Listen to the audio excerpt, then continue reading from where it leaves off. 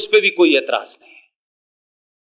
2 दिसंबर 1989 को वीपी सिंह देश के प्रधानमंत्री थे और 2 दिसंबर 1989 में भारत के पहले मुसलमान गृह मंत्री ने शपथ ली। आप इसको जरा अपने फ्लैशबैक में जाएं। 2 दिसंबर को शपथ लेता है भारत का मुसलमान गृह मंत्री और 8 दिसंबर 1989 मात्र 6 दिन के अंदर उसकी बेटी का अपहरण हो जाता है। कमाल का था, नहीं गृह मंत्री था तब तक नहीं हो रहा था, अब गृह मंत्री हो गया तो हो गया। वो बेटी कहां गई, किसने उसका अपहरण किया? 89 में ऐसा तो नहीं था कि इस देश के अंदर अखबार नहीं छपते थे, टीवी भी था और दुनिया का टीवी आते थे, रॉयटर्स से लेके एएफपी के करस्पॉन्डेंट भी वहां मौजूद थे। लेकिन वो लड़की कब घर पे वापस आई, कितना उन्होंने सताया, कितना उन्होंने मारा, पता नहीं चला आज तक। 6 दिन में बेटी गायब हुई, 2 दिन में वापस आ गई। चंद 10 दिन के अंदर गुलाम नबी आजाद के घर में एक बच्चा गायब हो गया। 27 आतंकवादियों को छोड़ा गया। सैफुद्दीन सोस के घर में उनकी भांजी बेटी गायब हुई, आपने 7 आतंकवादियों को छोड़ दिया। एजेंडा सिर्फ यह था कि आतंकवादियों को छोड़ने के लिए कोई रास्ता निकालना था, तो उन्होंने अपने बेटी बेटियों को दांव पे लगा करके छुड़वा दिया। यह कमिटमेंट है उनका आतंकवाद के प्रति।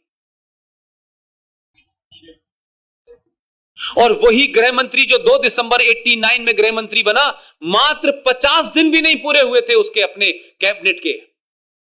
19 जनवरी 1990 को पूरी दुनिया में इससे बड़ा एक्सोडस नहीं हुआ। उस गृह मंत्री की देखरेख में, फारूक अब्दुल्ला की देखरेख में, और ये तमाम मक्कार जो कश्मीरी मुसलमान लीडर हैं, ये कश्मीर में उस वक्त कहां मर गए थे जब 6 महीने तक चिल्ला चिल्ला के बताया गया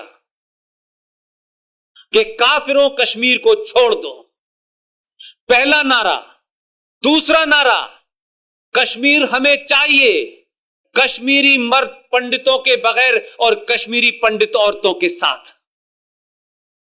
उन्होंने कहा या तो बदल जाओ, या कन्वर्ट हो जाओ, या भाग जाओ, या मरने के लिए तैयार हो जाओ। वो कश्मीरी में नारा है, जलेऊ गलेऊ कटेऊ करके, अगर कोई कश्मीरी होगा बता देगा। ये नारे सब मस्जिदों से लग रहे थे।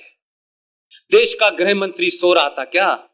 किसी ने उसका कुर्ता पकड़ के पूछा कि तेरे रहते हुए तेरे अपने राज से 5.5 लाख कश्मीरी हिंदू पंडितों को उनकी पहचान, उनके फेथ के कारण आपने मारा, पीटा, 2,500 लोगों को मार दिया, 5.5 लाख लोग भाग गए। अपने ही देश में पिछले 30-35 साल से कहां रह रहे हैं, किन हालात में रह रहे हैं? कुछ गुजरात में सेटल हो गए, कुछ मुंबई में सेटल हो गए, कुछ दिल्ली की सड़कों पे चाय की छोटी छोटी दुकान कर रहे हैं। और ऐसे रईस लोग थे जिन्होंने अपनी जिंदगी में कभी 10 से 15 डिग्री का टेम्परेचर नहीं देखा, वो 55 डिग्री टेम्परेचर में रह रहे हैं। एक एक कमरे में, एक एक टेंट में बीवी भी है, बच्चा भी है, ससुर भी है, बाप भी है, बहन भी है। उनके यहां 30 साल में कितनी मौतें हो गई, उनके यहां 30 साल में किसने दिवाली मनाई, किसने होली मनाई, कोई दुनिया के किसी लीडर को चिंता नहीं हुई, क्योंकि इस देश के बाकी हिस्सों में रहने वाले हिंदुओं को कोई फर्क नहीं पड़ा।